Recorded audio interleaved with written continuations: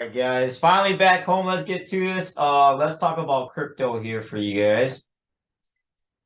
Crypto. So looking to sell Bitcoin back to 23,000, back to 22,000, and then we'll see how much more further they're gonna drive the price back down. There's a lot of resistance for Bitcoin at 25,000. I don't foresee it coming back at that price for tonight or tomorrow. So overall, very important to see where the structure of price is going to be moving for this week. We are coming into the last couple of days of this month. So March 1st is on Wednesday. And I believe, well, no, my bad. I'm not talking about Forex. I'm just going to be all about crypto. Looking to sell Ethereum back down. Jumping way too much ahead here.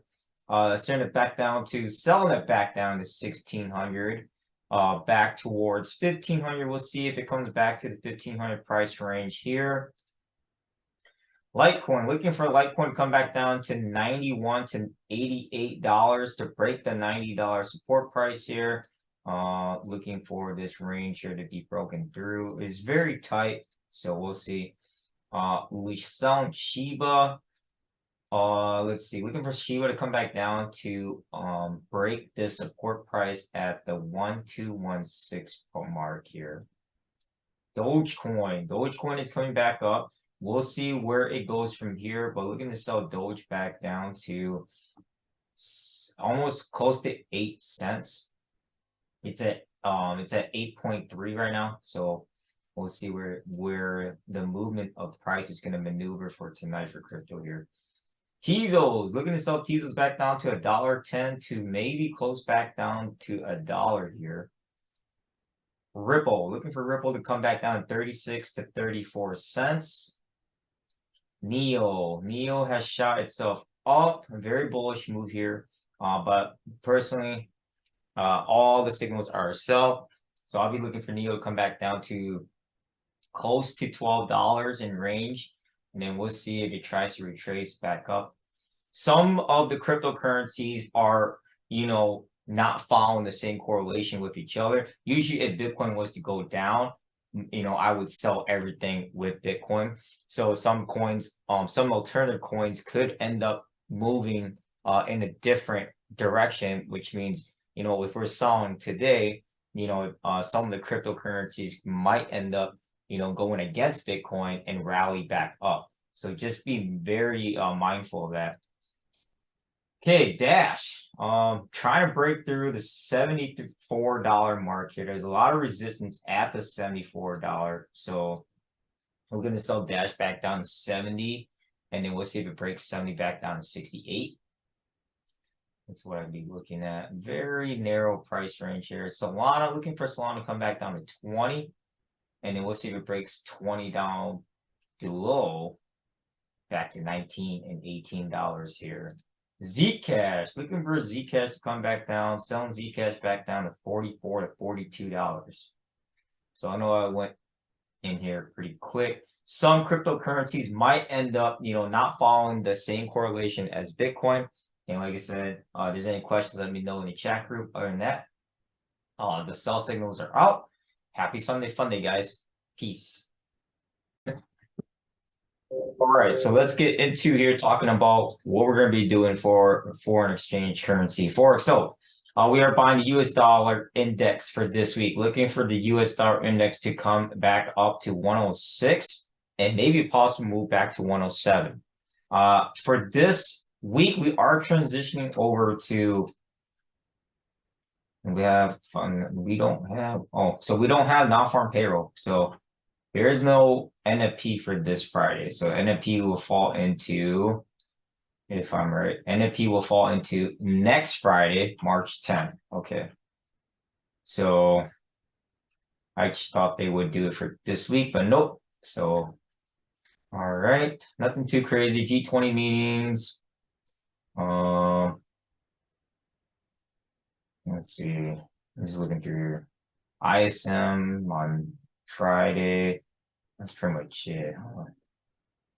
I don't really see anything else too crazy for high impact news. Might end up being a choppy week, who knows? But US dollar is going back up, looking for US dollar index to break 106 back to 107. Selling indices, looking for selling US 30 back down to 32,000, and we'll see if it breaks 32,000 back to 31. Selling S&P, looking for S&P to come back down to 3,800 for this week. NASDAQ, looking for NASDAQ to come back down to 11,500 and 11,400, and then we'll see if it comes back to break 11,000 price mark here. Gold. Selling gold back down and break 1,800 to 1,760. That would be the big move. What I'd be looking for right back here, where it came down a little bit under at 1,750 at the support right down here, what I'm highlighting here. So that's what I'd be looking at for gold to keep coming back down. UJ, looking for USD-JPY to break this resistance at 136 to keep going up to retest 138 to 140. And then we'll see if it breaks 140 to go even higher. Selling euro back down to 105 first and then 104. Euro British pound, looking for euro British pound to come back up. Looking for a move back to retest resistance at the 89 to 90. So 89 first, and then we'll see if it breaks 90 to even go back to 91. Selling the pound, looking for the pound to come back down to 119.0, right? And then break 119 back to 118. And then we'll see if it keeps going down from there. Not a whole lot of movement for this pair, but it's still trickling back down. Buying U-Swiss, looking for USD Swiss franc to go back to break 95 to 96.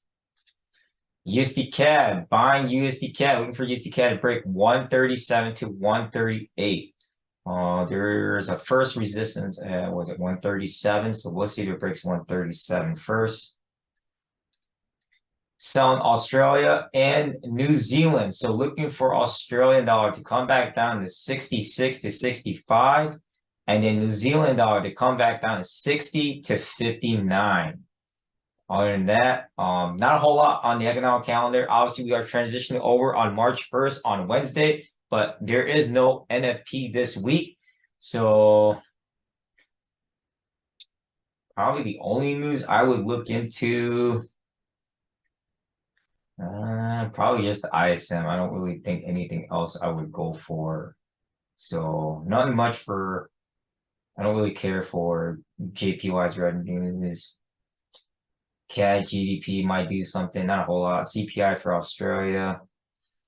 But ISM has been moving quite a bit for the US dollar, for the USD pairs. So other than that, any questions, concerns about what's going on for this week, feel free to let me know in the Telegram chat group. Other than that, happy Sunday fun day, guys. Peace.